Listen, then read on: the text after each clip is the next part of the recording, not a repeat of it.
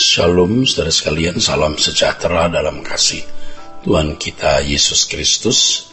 Kebenaran hari ini, erkomai. Saudaraku, betapa jahatnya ajaran yang mengesankan bahwa tanpa usaha atau proses pendewasaan yang benar, atau tanpa usaha mengalami perubahan kodrat, seseorang bisa memiliki perdamaian yang ideal dengan Allah. Yesus memang mati untuk semua orang, tetapi tidak semua orang memiliki kesempatan untuk diperdamaikan dengan Allah dalam harmonisasi hubungan yang eksklusif antara Allah sebagai Bapa dan orang percaya sebagai anak, sesuai dengan rancangan Allah semula. Harus ada perjuangan untuk mengalami perubahan yang memadai guna mencapai kehidupan yang diperdamaikan dengan Allah. Alkitab juga mengatakan bahwa hanya orang suci yang akan melihat Allah. Artinya yang diperdamaikan dengan Allah. Hanya orang suci yang akan diperdamaikan dengan Allah. Keselamatan yang di dalamnya ada perdamaian dengan Allah disediakan gratis, tanpa usaha dan jasa manusia sama sekali. Tetapi memiliki dan mengenakan keselamatan sehingga memiliki persekutuan yang benar dengan Allah atau perdamaian dengan Allah bukan sesuatu yang gratis. Harus ada perjuangan yang mempertaruhkan segenap hidup. Perdamaian adalah persekutuan dengan Allah dan juga persekutuan dengan Tuhan Yesus. Itulah sebabnya Yesus berdoa yang ditulis dalam Yohanes 17 ayat 20-21 yang bunyinya adalah, dan bukan untuk mereka ini saja aku berdoa, tetapi juga untuk semua orang yang percaya kepadaku oleh pemberitaan mereka, supaya mereka semua menjadi satu sama seperti Engkau ya Bapa di dalam aku dan aku di dalam Engkau, agar mereka juga di dalam kita. Saudara sekalian, bisa ada dalam persekutuan dengan Bapa, ini suatu hal yang luar biasa, saudara. Ya, bisa ada dalam persekutuan dengan Bapa.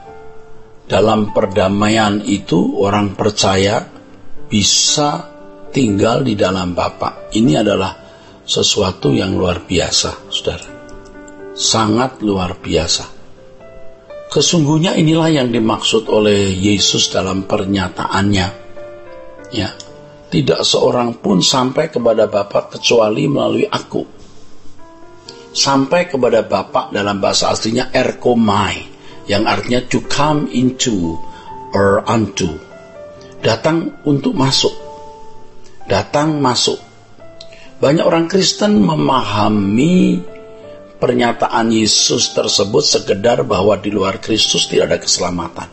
Kalau hanya untuk menjelaskan bahwa di luar Kristus tidak ada keselamatan, Kisah Rasul pasal 4 ayat 12 menyatakan bahwa di bawah kolong langit ini tidak ada nama yang di dalamnya manusia beroleh keselamatan, tetapi hanya melalui nama Yesus. Saudaraku sekalian, dalam hal ini Yesus memikul semua dosa manusia. Semua dosa manusia. Tetapi dalam Yohanes pasal 14 ayat yang ke-6, ayat itu menunjuk hubungan yang khusus dengan Allah. Kalau ibarat sebuah visa, orang bisa mendapat visa untuk masuk Indonesia, tapi bukan atau belum tentu bisa masuk istana guna bertemu dengan presiden. Kalau masuk istana tidak cukup hanya visa, harus menjadi keluarga presiden atau orang penting presiden atau yang bertalian dengan pekerjaan kenegaraan atau istana. Sampai kepada Bapa itu artinya sampai masuk istana, saudara. Ya, ini maksudnya. Memang benar di luar Kristus tidak ada keselamatan, tapi Yohanes 14 ayat 6 tidak cukup hanya dipahami sekedar bahwa di luar Yesus tidak ada keselamatan. Ayat ini juga menunjukkan, saudaraku, adanya hubungan atau persekutuan yang eksklusif antara Bapa, Anak, dan orang percaya. Inilah maksud pendamaian atau perdamaian yang disediakan Allah melalui korban putranya.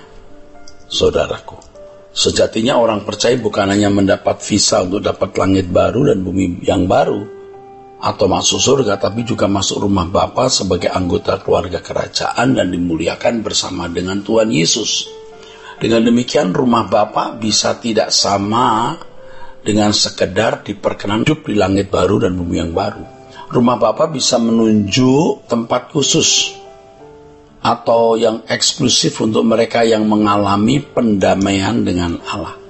Perlu ditambahkan di sini bahwa orang yang berbuat baik yaitu mereka yang mengasihi sama seperti diri sendiri bisa masuk di dunia akan datang nanti, saudara. Bisa masuk dunia akan datang sebagai anggota masyarakat. Tetapi kalau masuk istana atau rumah Bapa menjadi anggota keluarga kerajaan Allah, itu hal yang berbeda dari sekedar diperkenan masuk dunia akan datang. Sampai kepada Bapa, ya, to come into, ya, to come into. Ini sesuatu yang beda, yang khusus, ya, luar biasa. Untuk bersekutu dengan Allah adalah inti hidup kekristenan yang benar. Inilah inti berkat keselamatan atau jantung dari kehidupan Kristen. Jika seseorang bisa mencapai kehidupan seperti ini, maka sebenarnya itu lebih dari segala sukses dan keberhasilan apapun di dunia ini. Itulah harta abadi. Karenanya, saudaraku, kita harus menyediakan segenap hidup kita untuk proses bagaimana kita diperdamaikan dengan Allah secara benar, yaitu berkeadaan hidup tidak bercelah. Oleh sebab itu, hendaknya kita tidak merasa sudah menerima anugerah keselamatan hanya karena percaya Yesus sebagai Tuhan dan Juru Selamat dan merasa sudah diperdamaikan dengan Allah. Yesus adalah jalan untuk sampai kepada Bapa. Harus dipahami dari dua aspek, secara aktif dan pasif. Keselamatan dan pendamaian tidak bisa berlangsung hanya dari satu aspek atau hanya dari satu pihak saja. Dan hal ini tidak bisa secara otomatis dari pihak Allah, sementara kita secara pasif merasa sudah memiliki perdamaian dengan Allah.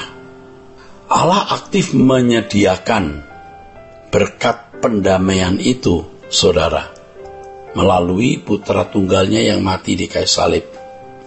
Allah juga menggarap kita melalui segala peristiwa-peristiwa kehidupan yang terjadi di dalam hidup kita.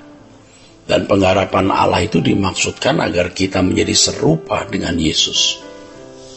Dengan keserupaan dengan Yesus, kita bisa berdamai dengan Allah dan hidup dalam persekutuan dengan Allah secara ideal atau secara benar, sesuai dengan maksud manusia diciptakan untuk menjadi sekutu Allah. Dari pihak kita harus aktif memberi diri dibentuk oleh Allah. Dan itu menjadi tanggung jawab masing-masing kita secara individu agar mengalami perubahan seperti yang dikehendaki Allah. Kiranya kebenaran ini memberkati kita sekalian. Sola Gracia.